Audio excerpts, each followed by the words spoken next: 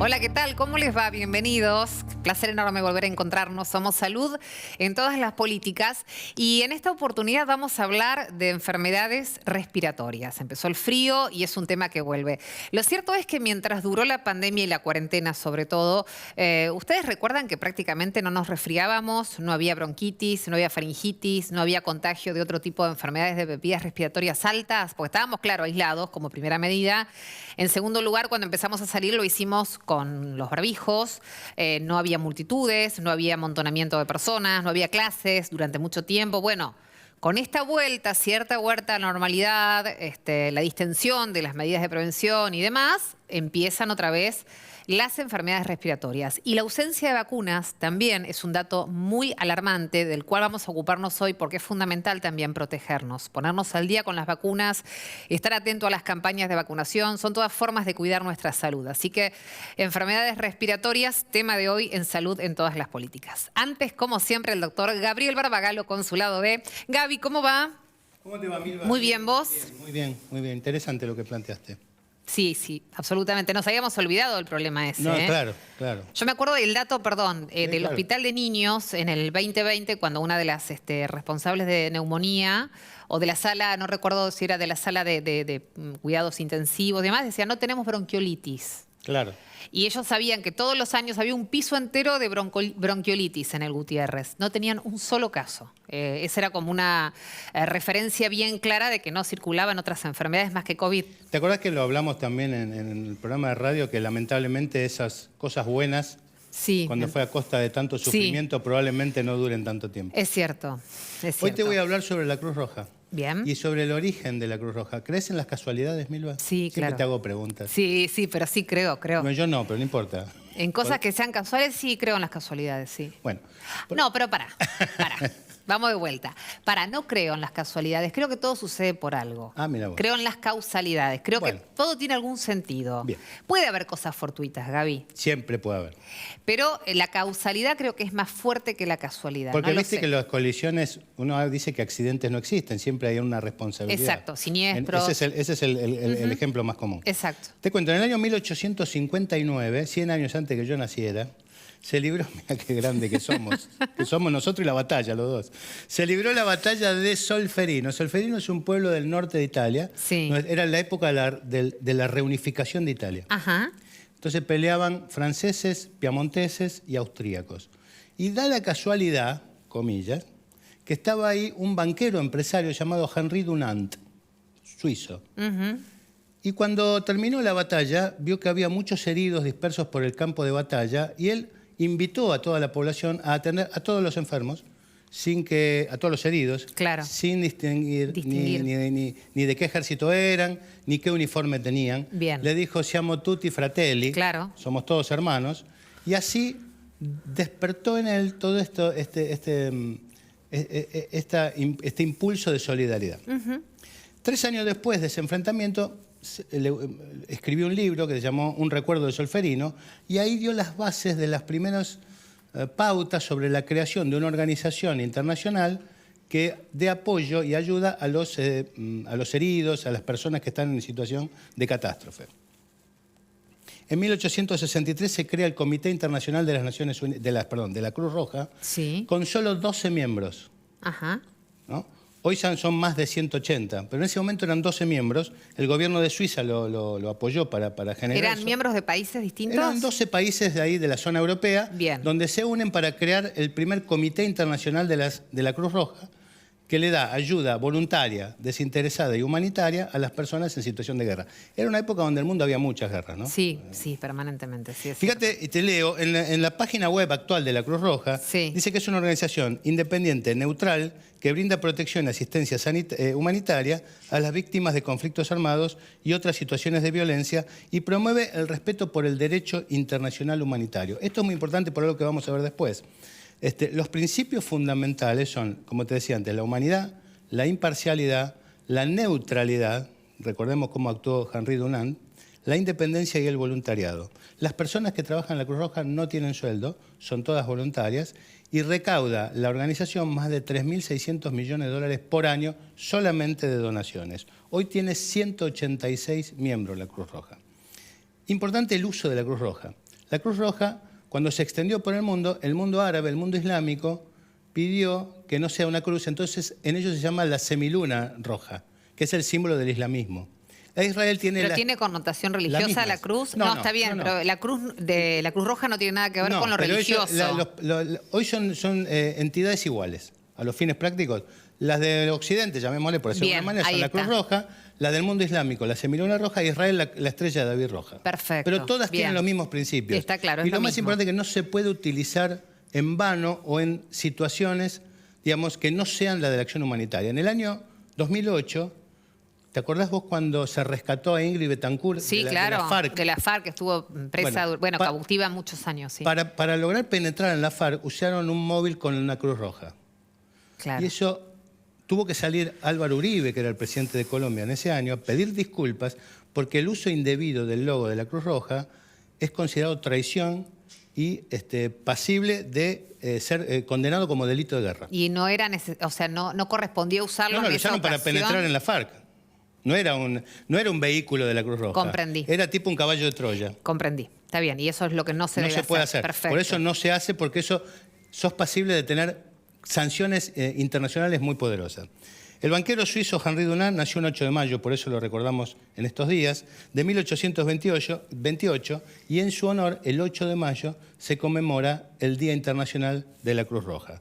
Desde hace 159 años, las sociedades de la Cruz Roja, de la Medialuna Roja y de la Estrella de David roja luchan permanentemente para atender a cada una de las personas que necesiten una ayuda humanitaria, Milva. Aprendí un montón de cosas que no sabía. Un montón de cosas, Gaby.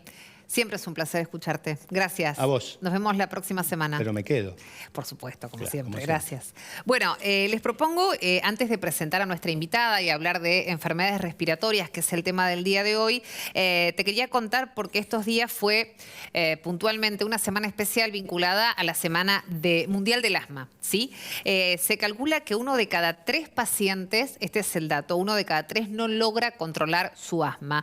Hablamos con el doctor Martín Mailio, que es integrante de la sección de Inmunología y Enfermedades Obstructivas de la Asociación Argentina de Medicina Respiratoria, y nos contaba respecto de esta enfermedad. Uno de los conceptos más importantes en el manejo del asma bronquial es tener justamente el asma controlado.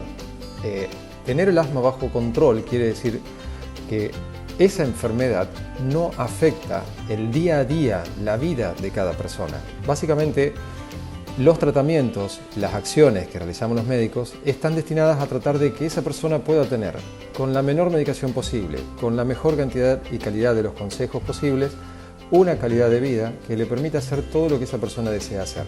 Por eso es que buscar en su médico especialista la ayuda para poder enfrentar esa enfermedad y tenerla adecuadamente controlada es lo que le permite a las personas justamente hacer de su vida todo lo que quieran. Jugar al fútbol, hacer deportes, ir a la escuela, no tener que faltar a la escuela, no tener que faltar al trabajo por cuestiones relacionadas con la enfermedad, y a partir de eso generar un desarrollo físico que también se acompañe de una mejoría en otros aspectos, como por ejemplo no aumentar de peso, no tener hipertensión, no tener que usar medicamentos que puedan llegar a afectar o generar problemas como eventos adversos. Ese es el sentido que se busca cuando hablamos de controlar el asma bronquial. Ayudar a la persona a que su enfermedad esté bajo el control que corresponde, el adecuado, para que pueda tener una vida libre de enfermedad. Bueno, ahora sí, vamos a profundizar el tema enfermedades respiratorias, por eso nos visita y nos acompaña la doctora Patricia Aruj, que es médica clínica y neumonóloga del Instituto Danari UBA y es secretaria de la Asociación Argentina de Medicina Respiratoria. Tengo que leer, Patricia, porque no me acuerdo de todo. ¿Cómo estás? No, bienvenida. Muchísimas gracias, Milva. Gracias por la invitación. Bueno, gracias a vos, ¿no? Hemos vuelto a hablar de enfermedades respiratorias porque es cierto, como decía el doctor Barbagallo, si hay algo bueno, entre comillas, de la cuarentena de la pandemia fue que no circularon otros virus. Era todo COVID, lamentablemente, con consecuencias fatales. Pero claro, cuando volvimos a relacionarnos, cuando volvimos medianamente a las actividades, empezaron otra vez a circular las enfermedades de época. Si nos quedáramos con barbijo todos, capaz que no circulan tanto, ¿o no, doctora? Mira, podría ser, a ver, en realidad es una muy buena medida. Pensemos una cosa, en España cuando se empezó a querer hablar del COVID como algo, no como un evento catastrófico, como una pandemia, y se empezó a llamar quizás epidemia, sí, se lo nombró como si era necesario gripalizar el COVID. Quiere decir, ¿qué sería gripalizar? Darle un tratamiento al COVID como a la gripe. O sea, no nos olvidemos que la gripe comenzó como grandes pandemias y a partir de ahí se aprendió qué era lo que había que hacer para el COVID, son virus. Entonces, el hecho de que haya habido una restricción en la movilidad, que la gente no saliera de sus casas, que los chicos no fueran al colegio, que la gente utilizara tapabocas, que no hubiera eventos masivos, que nos empezáramos los médicos y todos a lavar las manos, que cada uno utilizara su propia toallita y desechara las secreciones.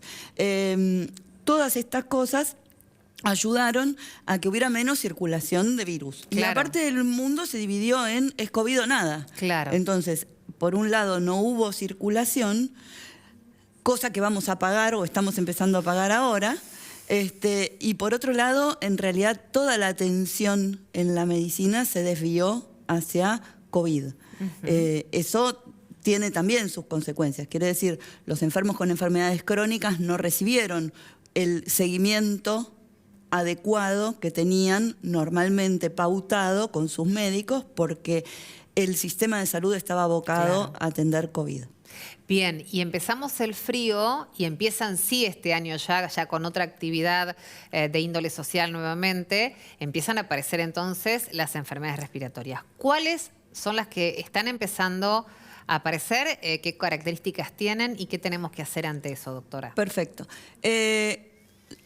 Yo particularmente atiendo adultos, no soy pediatra, pero te podría hacer un recorrido de que las enfermedades respiratorias son desde banales, desde la rinitis, la faringoamigdalitis, la rinosinusitis, la sinusitis, la bronquitis, y seguimos todo el tracto respiratorio, la bronquitis y la neumonía. Claro. ¿Está bien? Dentro de la población, por otro lado, tenemos una enfermedad muy prevalente que es el asma.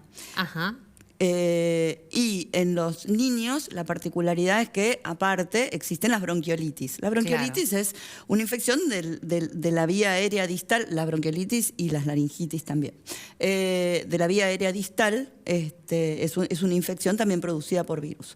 Todas esas enfermedades estuvieron menos silentes, no la neumonía, porque todos sabemos que la complicación del COVID es la neumonía, y aprovechando que toda la gente tuvo tanta difusión por el tema del COVID, ya son términos que la gente puede comprender.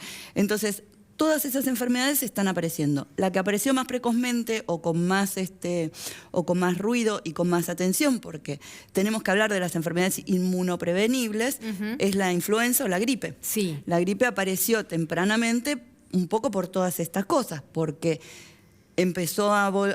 volvimos a tener menos restricciones de movilidad, empieza el frío y estamos en ambientes cerrados con menos ventilación, la gente relajó el uso del tapabocas, que es una medida que no restringe la aerosolización del COVID, sino de cualquier virus que pueda uno estar portando.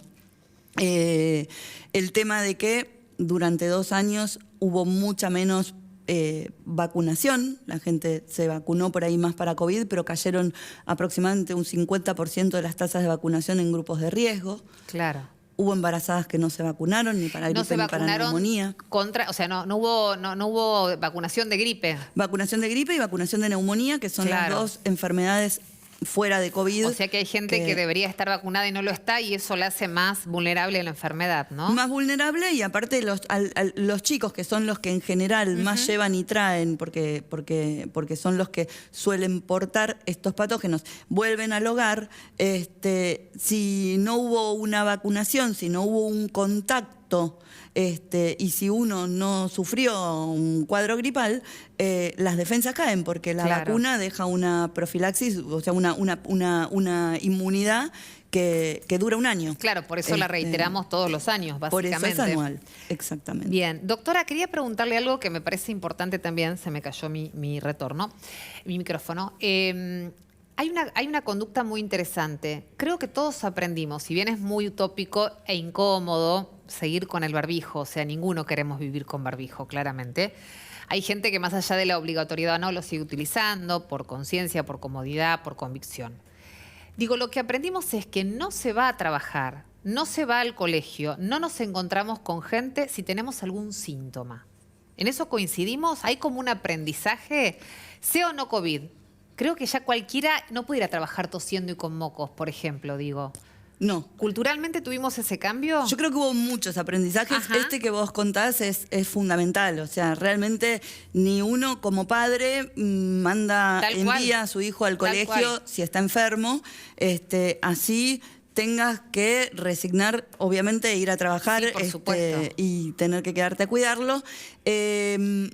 A nadie le gusta ir y empezar a toser. Antes a la gente le parecía que toser era normal o normalizaba su tos. Entonces no tenía ni un diagnóstico de una enfermedad tal vez crónica, como te digo, de mucha prevalencia como el asma. No iba al médico porque le parecía que era normal o natural toser. Hoy por hoy, si la gente empieza a toser, se siente que todo el mundo lo mira. A mí misma me pasó subirme a un medio de transporte y encontrar gente de otras comunidades que venía con barbijo y decían, pero la gente oriental, todos son inmunocomprometidos. O sea, no se me ocurría pensar que utilizaran un tapaboca porque iban en un medio de transporte cerrado, en invierno, con mucha gente alrededor. Aparte la protección es para el otro. Nosotros que tomamos el subte acá en Avenida Córdoba, ¿cuántas veces estuvimos cara a cara así con alguien? ¿A quién se le ocurriría, aunque no le guste usar el barbijo, ir a un medio de transporte y estar así cara a cara con alguien y no ponerse un tapabocas aunque te incomode? Sí, tal cual. Entonces yo creo que hubo mucho, lo que te digo del lavado de manos, la higiene de manos. También fue clave, claro, por supuesto. El exceso que por ahí tuvimos al principio por desconocimiento, pero preventivamente el exceso de desinfección de todas las casas, las manijas. O sea, estábamos en un mundo que creo que nunca estuvo tan esterilizado, por decirlo de alguna manera, tan aséptico como en ese momento, ¿no? Y eso estuvo muy bien, pero eso mismo hace que hayamos tenido una caída en los anticuerpos naturales a enfermedades que año a año eran también estacionales. Y como usted bien dice, doctora, nos dejan anticuerpos, ¿no? Correcto. Siempre. Claro, ahí está el tema. Y eso también tiene que ver cuando usted dice la aparición de la gripe temprana, también la propagación más rápido puede ir por ese lado. Digo, ante la ausencia de vacunas que no se dieron en su tiempo y enfermedades que no sucedieron. Exacto. Claro, no hay anticuerpos. No hubo ni exposición ni hubo una gran circulación de influenza. Entonces, hoy por hoy aparece tempranamente. De enfermedades con las cuales contamos, por suerte, a partir de la Asociación de Medicina Respiratoria dictaminamos que el 21 de abril es el Día de Prevención de las Infecciones Respiratorias, justamente para enviar un mensaje a la comunidad de que la vacunación, o sea, no vacunarse cuando uno cuenta con la vacuna y cuando está dentro de los grupos de riesgo a los cuales la vacuna se le ofrece, es algo que puede causar un daño a uno y aparte la no colaboración epidemiológica. Por supuesto. Doctora, ¿quiénes están indicados sí o sí de recibir en este nuevo contexto la vacuna antigripal, por ejemplo? Bien, pues la vacuna antigripal es para mayores de 65, para los niños de 6 meses a 2 años, para las enfermedades los pacientes que tienen enfermedades crónicas, ya sean respiratorias, ya sean cardíacas, diabetes, obesidad, tabaquistas, inmunocomprometidos, trasplantados, pacientes que tienen otras enfermedades por las cuales reciben medicación que disminuye las defensas, personal estratégico, personal sanitario. ¿Embarazadas también? Embarazadas y periodo perinatal. Perfecto. Bien. O sea, los niños recién nacidos. Todos ellos tienen indicación de vacuna antigripal. ¿Y el resto de la comunidad, que no estamos incluidos en esos grupos, también podemos recibirla o no necesariamente? Sí, por supuesto, claro que la pueden recibir. En general, por una cuestión, uno para el diseño de un sistema de salud tiene que priorizar por grupos de riesgo. Por supuesto. Ahora, más allá de eso, no todo el mundo va a ir a un hospital en donde el mayor de 65 no tiene ni que presentar una indicación, pero aquellos que tienen patologías crónicas sí, y aquella persona que por ahí no tiene patologías crónicas y desea vacunarse y quiere ir pedirle a su médico la indicación de la vacuna y vacunarse, también la puede adquirir, por supuesto. Bien. Sí. Doctora, hablemos un poquito del asma, que es un tema que me llama especialmente la atención y que creo que hay cosas que no sabemos. ¿Qué tiene de particular? Es una enfermedad, ¿verdad? Es una enfermedad, sí, sí, es una enfermedad y una de las más frecuentes. Una de las cosas que tiene muy particular el asma es que es tremendamente subdiagnosticada. O sea, yo siempre digo, desde la docencia, para ser clara, es a cualquier paciente, ¿usted es asmático? No, te dicen. ¿Y por qué viene? No, porque me dijeron que tuve broncoespasmos. Bueno, broncoespasmo es casi igual a asma. Bien. Quiero decir, a veces no se nombran las cosas por su nombre. Un paciente que tiene tos, opresión torácica, silbidos en el pecho, falta de aire, en general suelen tener algún antecedente, madre, padre, con alguna enfermedad respiratoria.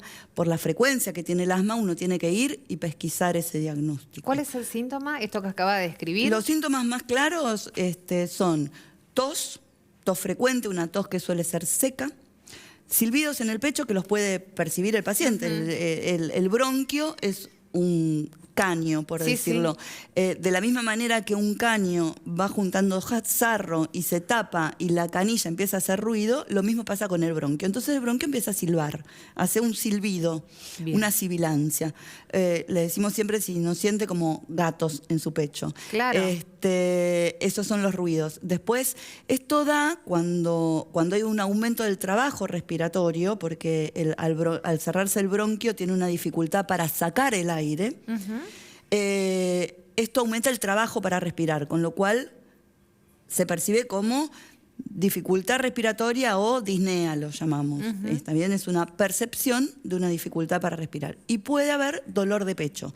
Es una causa de dolor torácico, así como uno va y dice le duele el pecho y creen que es un infarto, es un tipo de dolor más de tipo opresivo, de peso, del esfuerzo que se hace para respirar. Doctora, ¿y esto comienza desde la infancia? O sea, un bebé o una criatura que necesita utilizar la aerocámara, que tiene broncoespasmos de bebé, ¿eso es algo que después va a continuar y va a marcar su vida o puede superarse y no ser necesariamente asmático? Bien, muy buena la pregunta. Sí, no, puede empezar desde los chicos. Los chicos tienen una particularidad que es que su vida aérea va madurando. Claro. Entonces, sí, al principio y hasta que logran tener la vía aérea cartilaginosa, ellos tienen, digamos, toda la parte de la vía aérea superior es mucho más complaciente, se cierra con más facilidad. Entonces, no necesariamente que un chico que tenga sibilancias o tenga cuadros de broncoespasmo de chiquito va a tener broncoespasmos en toda su vida y va a ser un asmático, se recibe de asmático. De la misma manera, te digo la contrapartida. Puede aparecer después. Puede aparecer, el asma de inicio adulto es muy frecuente. Entonces, no haber tenido nunca no quiere decir que uno no pueda empezar en la adultez. ¿Somos los pacientes los que subestimamos eventualmente el asma? O sea, ¿no le damos importancia, no consultamos a tiempo? ¿O hay un diagnóstico tardío por parte de los médicos, quiero decir? Pueden ser las dos cosas. En realidad, como te decía, a veces un paciente que tiene tos, porque los cuadros se vuelven más sintomáticos, por ejemplo, ante la llegada de un virus, con la gripe, por ejemplo, con el COVID. Entonces, por ahí alguien que tiene tos normaliza su tos. O sea, te dicen, sí, yo cuando me resfrío estoy un mes tosiendo. Y les parece que es como una secuela, te dicen, es una secuela del COVID, es una secuela de la gripe. O lo que me quedó es tos. Entonces, tal vez no fue un motivo de consulta. Los neumonólogos nos pusimos medio de moda con el tema del COVID, entonces ahora la gente por ahí concurre con más facilidad y te dicen, y la pregunta que tenemos que hacer es, ¿esto no te pasó antes del COVID? Entonces, es muy frecuente que te contesten, sí, yo tenía esto cuando me gripaba, o yo tenía esto, o nunca fue una guardia y le tuvieron que aplicar alguna medicación o nebulizarlo. Estas son las formas de reinterrogar y hacer recordar a alguien si tuvo algún evento, que por ahí no lo tiene fresco en el momento que te cuenta su historia clínica y vos crees que esto fue algo que le quedó posteriormente al COVID, que también sí, por supuesto, y hay que atender porque todavía, ¿no? Claro, habrá secuelas que ustedes siguen descubriendo y se seguirán descubriendo, doctora, post-COVID, ¿verdad? Por supuesto. Y de hecho, a la gente le llegó el mensaje, por alguna razón, de, bueno, vengo a hacerme el control post-COVID. Claro. Y el control post-COVID muchas veces lo hacen con el cardiólogo y con el neumonólogo. Bien. Entonces vienen con más frecuencia. Por eso te digo que una de las cosas que tratamos de hacer es dilucidar, bueno, esto le pasó después del COVID. El COVID abrió una bisagra en su vida en donde todo fue mal y antes esto no pasaba. Y de esa manera podés distinguir gente que era atópico, que era alérgica, que era asmática, que no lo sabía. Me quedan muchas preguntas, Laura. Nuestra productora hace así. La traemos de vuelta en unos meses a la doctora Aruj, ¿me lo prometés? Porque me quedó un montón de cosas por preguntarle. La invitamos de vuelta porque sí, quedaron muchos temas. Patricia, ha sido un placer y gracias por conversar con nosotros. Vamos a seguir hablando porque van a tener trabajo, mucho trabajo más todavía por delante y va a ser importante saber, aprender, informarnos y todo lo demás después de lo que pasó con el COVID y con lo que viene. Gracias, Patricia, placer Muchas enorme. gracias a vos, igual. Un placer enorme. Gracias, Milva. Somos Salud en todas las políticas y nos encontramos la próxima semana. Gracias por acompañarnos.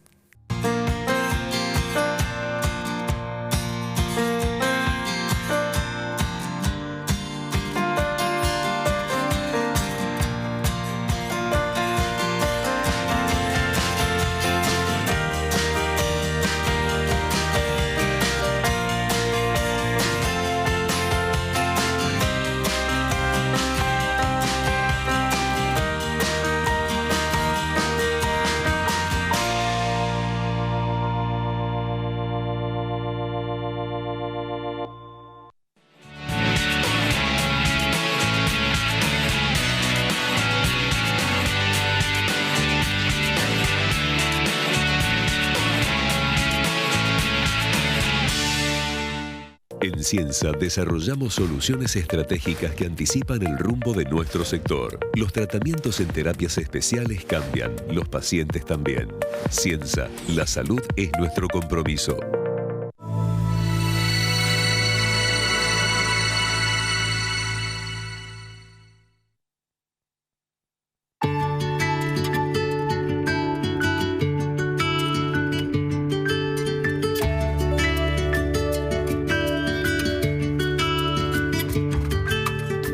ANDAR, Obra Social de Viajantes Vendedores de la República Argentina. Planes de salud para empleados en relación de dependencia, monotributistas y particulares. Solicita un asesor comercial al 0810-345-0184.